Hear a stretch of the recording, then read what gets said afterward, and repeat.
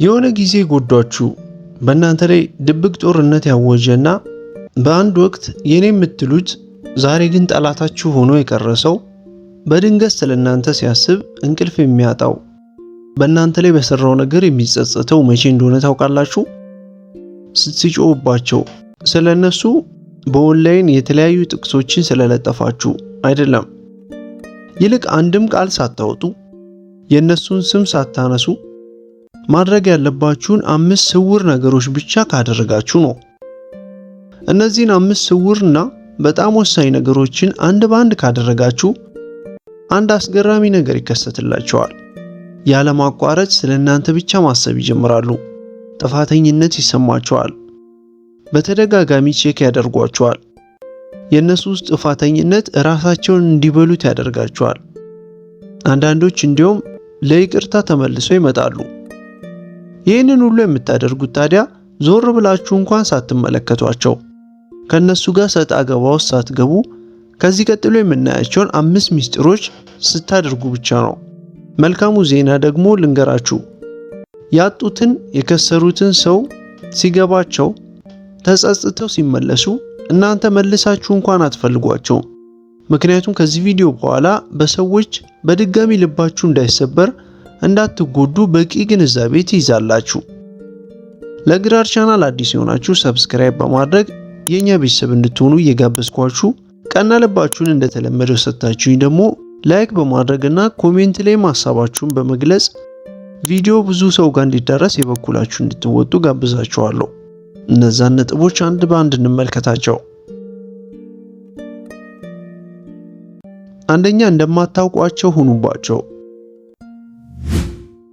ጎዷችሁ፣ ለጊዜው ራሳቸውን እንደ አሸናፊ በመቁጠር ጥለዋችሁ ሄዱ። አምናችሁ ልባችሁን ብትሰጧቸው ተጫወቱበት። ክህደትን እንደ እግዚአብሔር ሰላምታ በቀላሉ አሳዩአችሁ። ነገር ግን የሆነ ጊዜ መጣና በሆነ ጉዳይ በድጋሚ የሆነ ቦታ ብትገናኙ እዛ ቦታ እንደማይተዋወቅ እንግዳ ሰው ችላ ብትሏቸው ወይም ጠላችኋቸው ብትሄዱ ያለ ንዴት በፈገግታ ችላ ብትሏቸው ምን አይነት ቅለት እንደሚሰማቸው ታውቃላችሁ? ይህ ነገር ከምታስቡት በላይ አእምሯቸውን ብዙ ቦታ ከፋፍሎ ይረብሻቸዋል። ሰላም ቢሏችሁ አጭር ሰላምታን ብቻ ሰጣችኋቸው ሂዱ። ያ ነገር እስከ ጥግ ድረስ ያስደነግጣቸዋል። ምክንያቱም ሰዎች አስተኝተው ረጋግጠዋችሁ ሲሄዱ እምነታችሁን በልተው አመድ አፈሽ ሲያደርጓችሁ 2 ነገሮችን ከናንተ ይጠብቃሉ። ወይ በንዴት እየጮኻችሁ እየተንጨረጨራችሁ በእነሱ ምክንያት ራሳችሁን ስትስቱ ሊመለከቷችሁ ይወዳሉ፣ ወይ ደግሞ አዝናችሁ እያለቀሳችሁ ሊያያችሁ ይፈልጋሉ። ሁለቱም ነገር እነሱ ለናንተ አሁንም ጠቃሚ መሆናቸውን ስለሚነግራቸው ደስ ይላቸዋል፣ የነሱን ኢጎ ይሞላላቸዋል። ነገር ግን እንደማታውቁት ሰው ስትሆኑባቸው ለናንተ ምንም እንዳልሆኑ ስታሳዩአቸው ያኔ እንዴት ለነሱ ጠቃሚ ከነበርኩበት ዙፋን አውርደው አሁን ተራ ሰው አደረጉኝ ብለው በማሰብ ይሸበራሉ። ምክንያቱም ከልባችሁ ዲሌት አድርጋችኋቸዋል። የሆነ አፕሊኬሽን ከስልካችሁ ላይ ዲሌት እንደምታደርጉት ማለት ነው።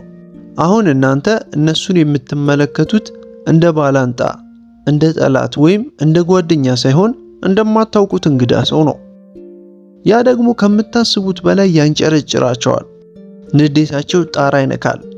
እነሱ ላይ በመቀዝቀዛችሁ የነሱን ጉዳይ ከሚሊዮን ዓመት በፊት የተፈጠረ ጉዳይ አድርጋችሁ በመቁጠር ስትረሷቸው፣ ከቁም ነገር መቁጠር ስታቆሙ እነሱ በሚገረሙ ሰዓት እናንተ ግን በእነሱ ምክንያት አይታችሁ የማታውቁትን ትልቅ ሰላም እያጣጣማችሁ ነው። ምክንያቱም የእነሱን ስልጣን ከላያችሁ ላይ ነቀላችሁ አንስታችሁታል። ሁለተኛ ደግሞ አዳዲስ ጓደኞችን ማፍራት። ሰዎችን በአዲስና በተሻለ ሰው እንደመተካት የሚያናድዳቸው ነገር የለም። የጠሏችሁንና ያሳዘኗችሁን የጎዷችሁን ሰዎች ማለት ነው። አሁን ከመጸጸት አልፎ እስከ ማበድ የሚያደርሳቸው ነገር የምትሰሩት በዚህ ነው። ሲሄዱ ሲቀሩ አንድ አስገራሚ ነገርን መስራት።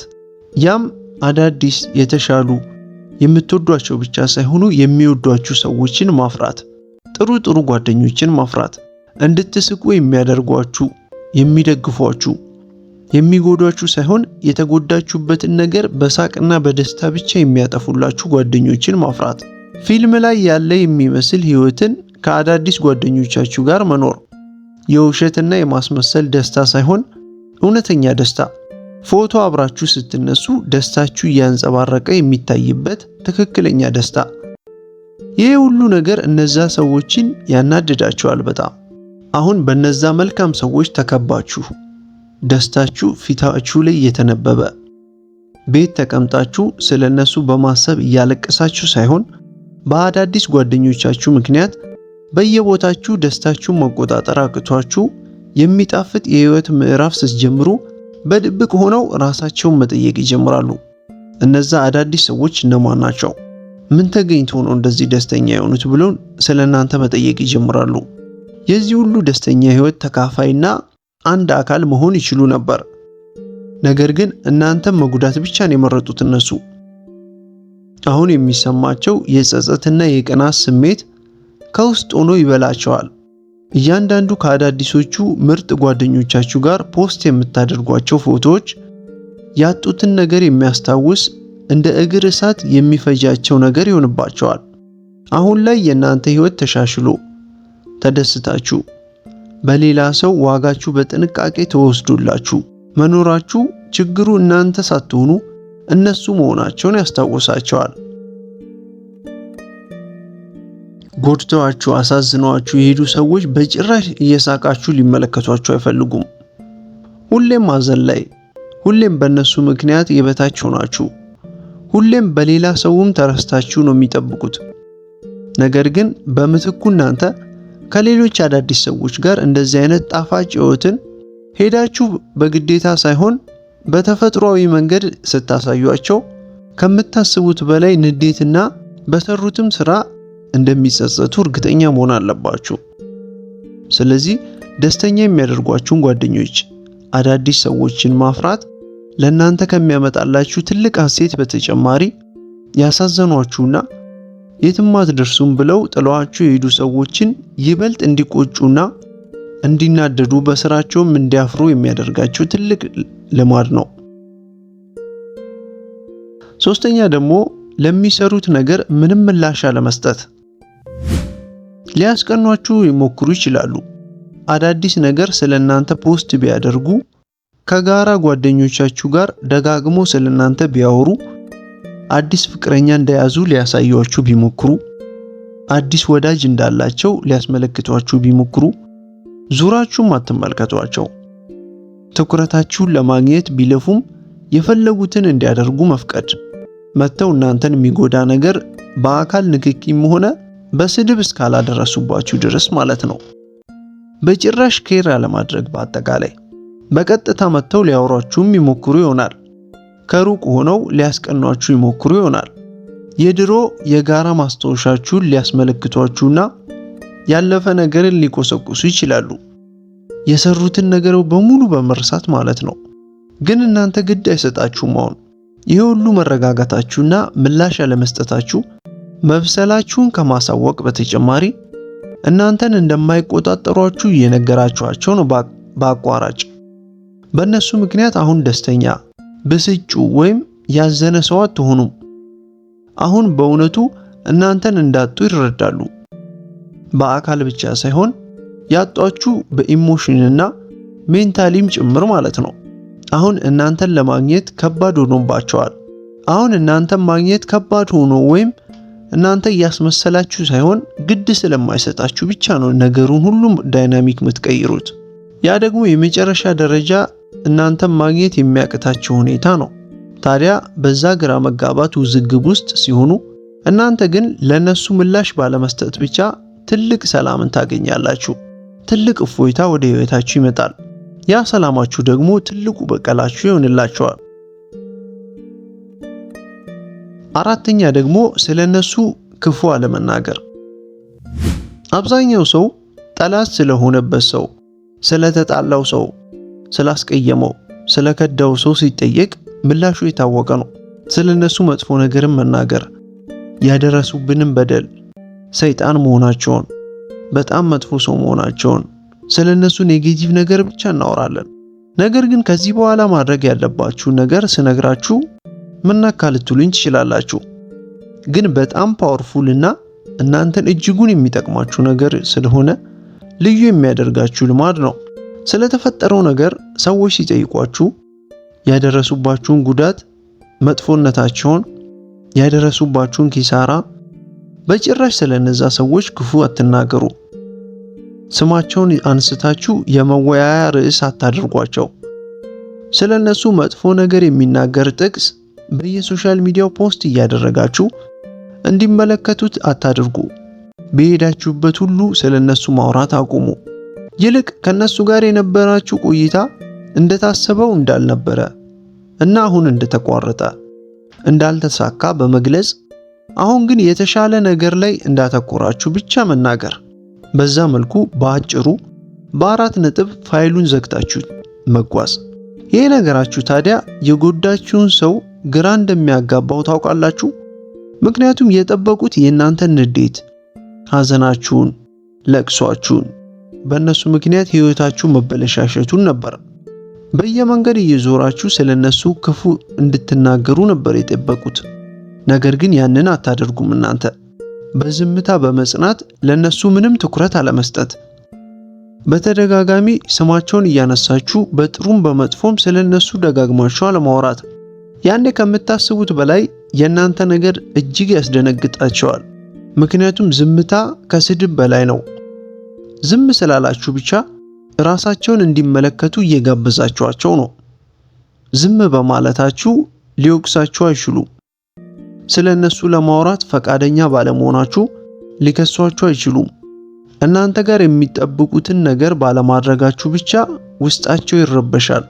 ከሰሩት ስራ ጋር አብረው እንዲቀመጡ ይገደዳሉ። አሁን ከጎዷችሁ በኋላ እንኳን እነሱን ለመጉዳት አለመሞከራችሁ ትንሽ እንደሆኑ ከማሳየት በላይ በጥፋታቸው እንዲያዝኑ ይሆናል። ምን አይነት አስገራሚ ሰው ነው ያጣሁት በማለት ከናንተ ጋር የተጣሉበትን እና እናንተን ያስቀየሙባትን ቀን መርገም ይጀምራሉ። የናንተ ክላስ መሆንና አርቆ ሐሳቢነታችሁ ነገሩን ይበልጥ ያቀውስባቸዋል።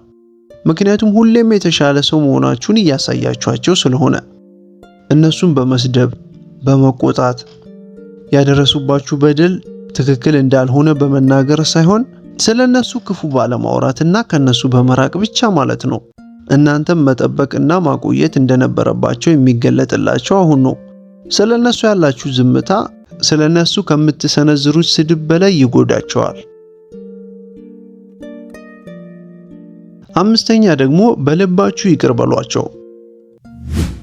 የመጨረሻውና ከሁሉም በላይ ወሳኙ ልማድ ልታደርጉት የሚገባው ነገር ይሄ ነው።